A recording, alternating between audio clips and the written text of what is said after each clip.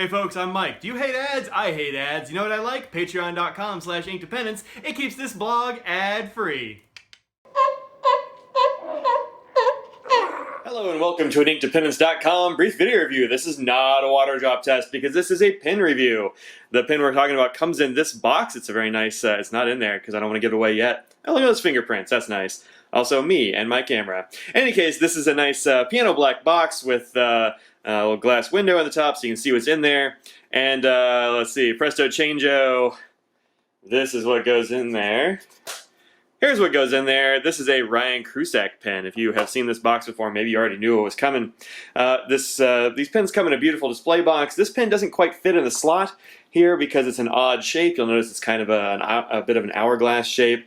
And I got this at a show and Ryan didn't have the box for it exactly. I mean, they're all like this, and then he just carves it to like fit the pen better. But I didn't want him to take the time. It was like the end of the Sunday at Raleigh, and I was like, look, I like the box just fine. So this is the pen. This is the box. Actually, one of the very few boxes that I keep out. In fact, might be the only pen box. Yeah, it's the only pen box I keep out on my desk because I think it just looks really nice. So I'll put that aside for now. But very nice box. This pen is made out of cocobolo wood, and actually it doesn't have a name. So you'll notice on the title for this this video and for this blog post that there's no name. It just says it's a Ryan Krusac pen. If you don't know Ryan Krusac's pens, you need to get yourself acquainted with Ryan Krusac's pens because they are pretty awesome, all of them. Some of them are hand painted, some of them are scrimshaw, some of them are made of like labradorite and other things. There's like, you know, mother of pearl and opal and all kinds of interesting things that his pens are made of, and you know, all kinds of woods and stuff, of course. And some of them are more or less kit pens. This one is, I believe, made out of a kit, but he does the woodworking himself, and it's kind of awesome. As I said, this is cocobolo wood, which is this very cool South American wood. This is apparently heartwood is what they make most of this stuff out of, and you can see it has just a beautiful reddish-brown hue to it. It's got great swirls and loops in there. It's a beautiful pen, and it feels great in the hand. You can see it's a little bit glossy. It's not sealed with anything, but cocobolo is a naturally like slightly oily wood, I suppose, so it protects it from, you know, water and all those kinds of things, and it's very very durable. I've been using this pen since that Raleigh pen show. That was in May. Currently it's, oh darn, almost the end of September. So I've held on to this a while without reviewing it because it was kind of hard to get great photography of it because it's just so darn nice. So I did my best, and I hope you like the photography that ended up on the blog. Branding on this pen is very minimal. This one doesn't have a name. Most of his pens, in fact all of his pens I believe, are named after poetry. He's got haikus and epics and ballads and that kind of thing. This one doesn't have a name to it. He hasn't been able to come up with a name that fits it, I don't think, so he hasn't given it a name. So no name for this pen. Also, almost no branding. All you see is the, see if I can get this to focus there, is the RK that is etched into the wood there. Really pretty little symbol. I like minimal branding. There's no branding on the ends. These are just fingerprint magnets, but very smooth, shiny end caps. There you go. That's actually the camera lens you're seeing there. Yep. So very, very pretty. And you have this nice, like these chrome accents on the end and then around the waist of the pen. I think it's just super attractive. It doesn't have a clip. It'll stand up on your desk though. I usually have it standing up. That's the way to go, I think. It doesn't post, of course, because of the slightly odd shape of this pen, which I'm also totally fine with, because the cap, you just put it there and it won't roll away. This pen does have a metal section. It does have, I believe it's a number 5 nib, although I wouldn't necessarily swear to it. I haven't tried any number 5s in it, but I'm just looking at it. I'm pretty sure that's what is going on there. And it's a Daycom. Let me make sure I'm saying it right. Dayacom. I don't know this nib brand, but I can tell you this nib is pretty flawless, really. It's never dried out. I think this must have a really good cap seal in there, because I've had the same ink in this thing since August-ish? No, not August. May, June? Yeah, June-ish, I think. And this is cross violet, and I've never had any problems with this. I just keep refilling the converter. This is a cartridge and converter pen. Takes a full-size converter, no problem. I just keep refilling it because I really like this ink in this pen. It's an incredibly smooth nib. It's not wet, I would not say. I would say it's like a perfect medium in terms of flow, although I don't know that he uses these nibs anymore. I've seen more RK-branded nibs on his stuff now than these, so I don't know. The section is metal, and it's a little bit, I guess it could be a little on the slippery side, but when you hold this pen, sort of the fat end of the pen really nestles in the web of your hand here, and so I've never really felt like it was slipping because the wood sort of, I don't know, it feels good against your hand, but also it just doesn't move around much, so you don't have to worry about that.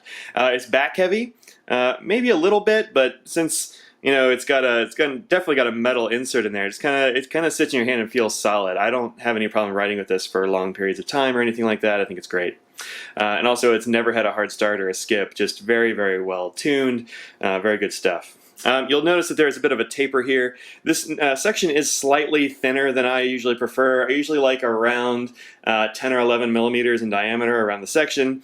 This one goes from, let's see what I write down. Not much of a taper, but 8 millimeters up here to 9 back here right before the threads. And of course, at the threads a little bit more, but the threads on this pen are like very flat. Let me turn off my cell phone ringer here right quick. Let's see. All right, there we go. The threads on this pen are very flat. Let me see if I can get this to focus.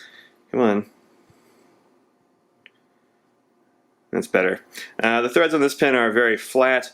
Even if you rub your fingers across them, you barely feel them just because they're so flat. They're not that much raised from the section. There is a bit of a step here. So if you hold your pen up here, it's going to feel weird. But I hold mine here. I actually have a thumb kind of on the step and on the threads, but it's a very smooth step. It doesn't feel jagged at all because it's got this sort of graduated bit and the metal's very nice and rounded off. So I usually hold it like this when I write, and it gives me nice control, no problems there at all, I don't think. All right, so that's that.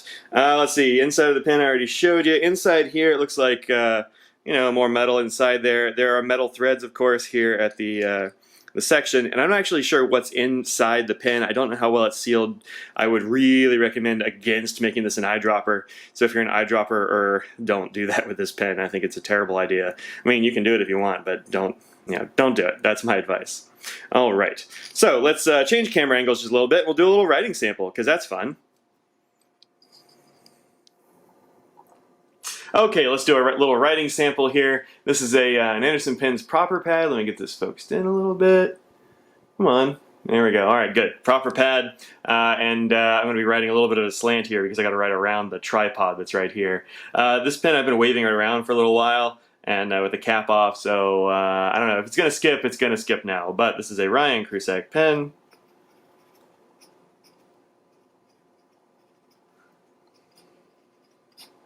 Yep, see, no problem there. It is Cocoa Bolo wood. I really like saying Cocobolo. How fun is that word to say? Also, it sounds exactly like it looks. Cocobolo. So there you go, Cocobolo wood. I'll do some little squiggles. And no problems. I had a little bit of a skip there, maybe, if I'm being very picky. But again, I've been waving this pen around for quite a while, so I'm not terribly surprised. It writes very nicely in every direction. No problems at all. And there you go. That's a very brief writing sample. So there you go. No problems at all. Writes every time. Feels nice, and like I said, I usually hold it kind of high up just because of how thin the section is. I feel like it's a little too thin down here for my massive fingers. But if you hold it like this, I think it's pretty nice. So there you go. All right, so that's a little writing sample with my Ryan Krusac pen. So let's zoom out just a skosh. We'll do a quick rundown, and that's kind of it. This pen is about the same length as other really popular stuff. Let me grab some pens. Well, let's see. Here's a Franklin Christoph 20. It's a little bit. I'll zoom out just a bit more. A little bit shorter than the Franklin Christoph 20.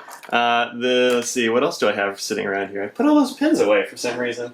And here we go. All right. Here's some more pens. This is a TWSBI Eco. It's pretty much the same as a TWSBI Eco. In fact, when you uncap these, they're exactly the same size. There's the Faber-Castell Loom. That's pretty popular. The Impressa from Monteverde.